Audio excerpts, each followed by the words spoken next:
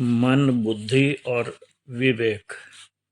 परमेश्वर ने मनुष्य का जीवन प्रदान किया जो कि बहुत दुर्लभ तथा कई कई कष्टदायक जूनों के बाद प्राप्त होता है।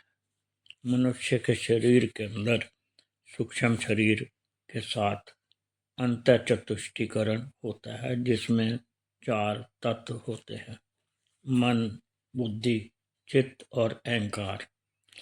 5 ज्ञान इंद्रियां: आँख, नाक, कान और जुबान।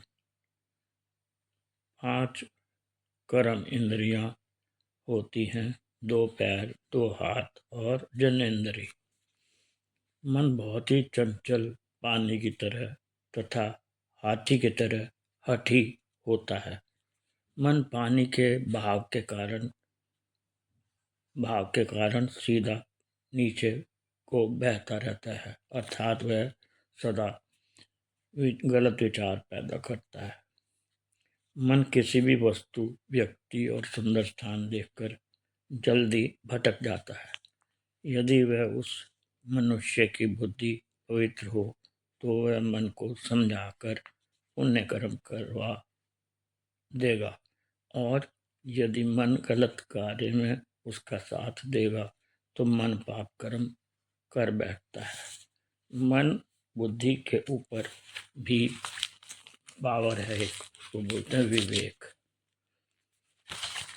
विवेक विवेक का अंकुश सदा रहना चाहिए तो मन कभी भी पाप कर्म नहीं करेगा और मनुष्य को दुख, रोग तथा संताप नहीं आएंगे।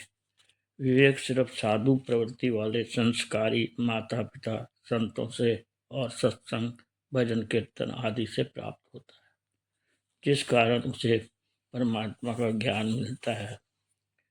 वह जान जाता है कि क्या पुण्य कर्म है और क्या पाप कर्म है।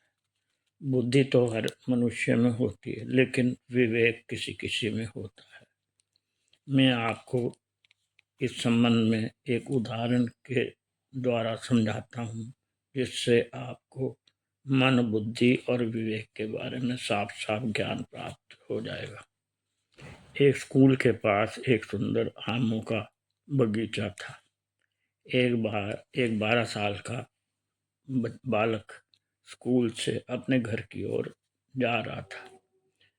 जब रास्ते में उसने आमों के बगीचे को आंखों से देखा तो उसके मन में आया कि आमों का स्वाद लिया जाए। आंखों ने देखा उस बाग में उसे माली नजर नहीं आया। उसके दिमाग ने कर्म इंद्रिय टांगों को आदेश दिया कि चलो बाग में चलते हैं। वह बाग में एक आम के पेड़ पर पहुंच गया और अपने हाथों से पेड़ के ऊपर चढ़कर वह पेड़ के आमों का स्वाद लेने लगा और आम खाते खाते वो मस्त हो गया था।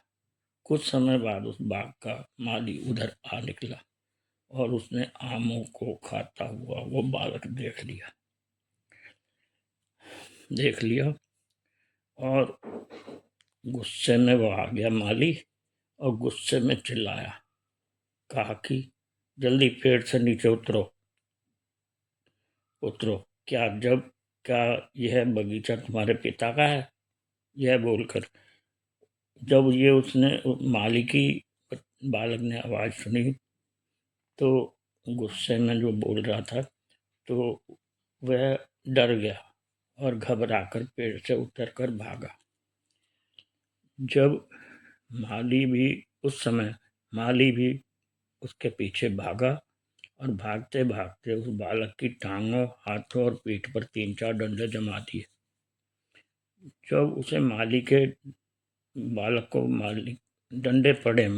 डंडे पड़े तो वह रोता हुआ घर की ओर चला गया।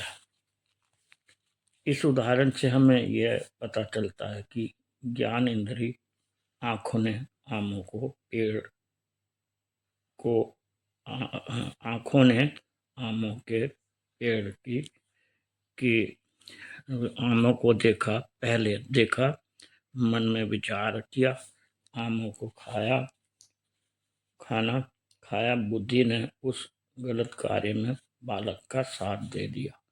कर्म इंद्रियां टांगों तथा हाथों ने भी उसकी सहायता की पेड़ पर चढ़ने के लिए। माली के डंडे बालक की टांगों और हाथों पर लगे, जिस कारण उसकी आंखों को रोना पड़ा, क्योंकि सबसे पहले आमों को आंखों ने ही देखा था। शिक्षा, यह शिक्षा यहाँ पर यह शिक्षा मिलती है कि यदि उस बालक ने विवेक के द्वारा यह विचार कर किया होता कि बिना माली की आज्ञा के चोरी करना पाप कर्म है, तो वह उस तरह पाप कर्म ना करता और उसे माली के दंडों को नहीं खाना पड़ता और इस तरह आंखों को रोकर कष्ट नहीं मिलता। अतः किसी साधु ने सत्य कहा है कि मन जीते जग जीत, सेवक हीरानंद मदान।